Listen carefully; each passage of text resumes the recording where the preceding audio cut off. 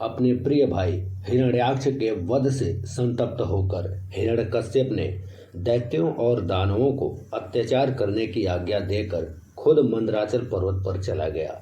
उसके हृदय में बैर की आग धधक रही थी। वह भगवान से बदला लेने के लिए ब्रह्मा जी की घोर तपस्या करने लगा। इधर हिरण्यकश्यप को तपस्या में रत देखकर देवराज इंद्र ने दैत्यों पर चढ़ाई कर दी। दैत्यगण राजा विहीन होने के कारण युद्ध हार गए और भागकर पाताल लोक में शरण ले ली। इंद्र ने राजमहल में प्रवेश करके हिरण्यकश्यप की पत्नी कयाधु को बंदी बना लिया। उस समय वह गर्भवती थी, इसलिए इंद्र उसे साथ लेकर अमरावती की ओर जाने लगे। रास्ते में उनकी देवर्षि नारद से भेंट हो गई। नारद जी ने कहा, देवराज, इसे कहाँ लेकर जा रहे हो? इंद्र ने कहा, हे देवर्षि, इसके गर्भ में हिरण्यकश्यप का अंश है, उसे मारकर इसे छोड़ दूंगा।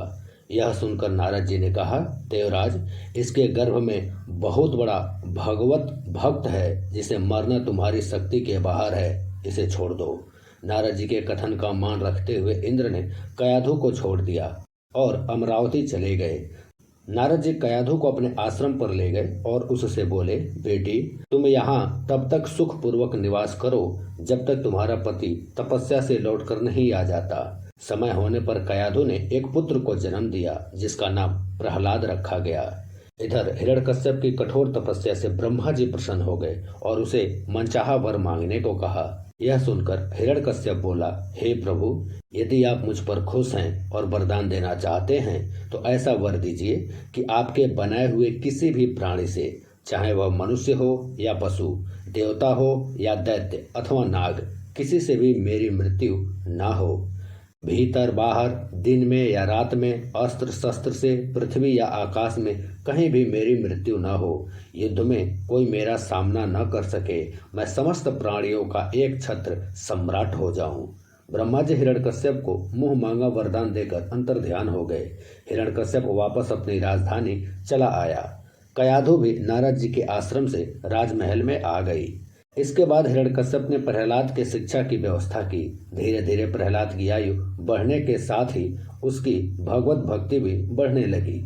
एक दिन हिरण्यकश्यप ने प्रहलाद को गोद में उठाकर पुचकारते हुए कहा, बेटा बेटा, अपनी पढ़ी हुई अच्छी अच्छी बातें मुझसे बताओ। तब प्रहलाद ने श्री भगवान और भगवत भक्ति की प्रशंसा की। यह सुनते ही हिरण्यकश्यप क्रोध से आग बबूला हो गया और उसने प्रहलाद को अपनी गोद से नीचे पटक दिया और असुरों को उसे मार डालने की आज्ञा दे दी। फिर तो असुरों ने प्रहलाद का काम तमाम करने के लिए कई उपाय किए, पर हर बार ईश्वर की कृपा से प्रहलाद बच गया। किसी भी उपाय से असुर प्रहलाद का बाल भी बांका नहीं कर पाए। एक दिन गुरु पुत्रों के शिकायत करने पर हिरण्यकश्यप ने प्रहलाद को राज दरबार में बुलाया और उसे तरह तरह के डराने की कोशिश करने लगा।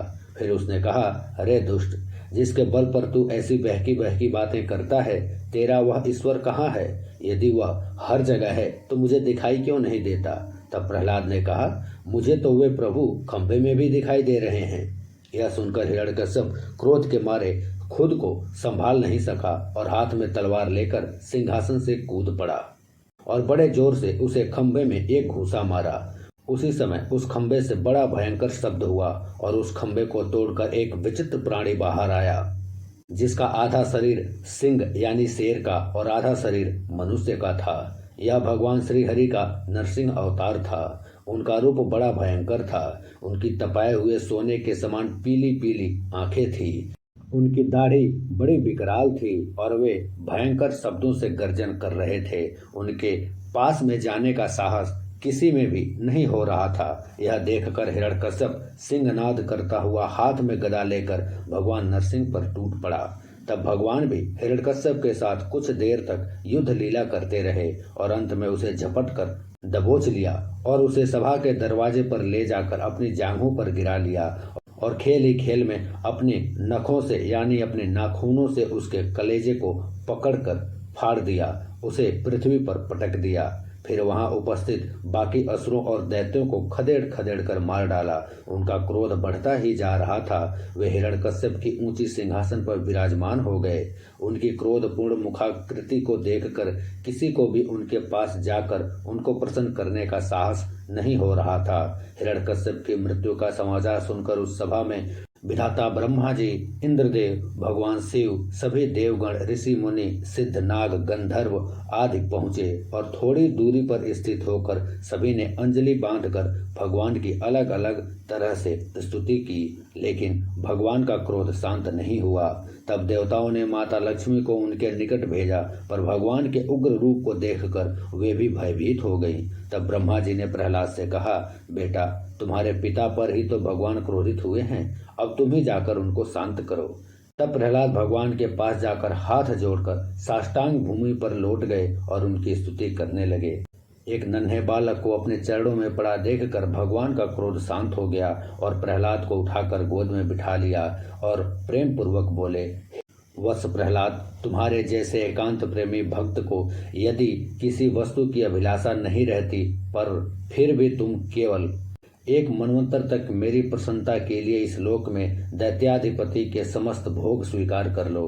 भोग के द्वारा पुण्य कर्मों के फल और निष्काम पुण्य कर्मों के द्वारा पाप का नाश करते हुए समय पर शरीर का त्याग करके समस्त बंधनों से मुक्त होकर तुम मेरे पास आ जाओगे। देवलोक में भी लोग तुम्हारी विशुद्ध कीर्ति का मान करेंगे। यह कहकर भगवान नरसिंह वहीं अंतर्ध्यान हो गए।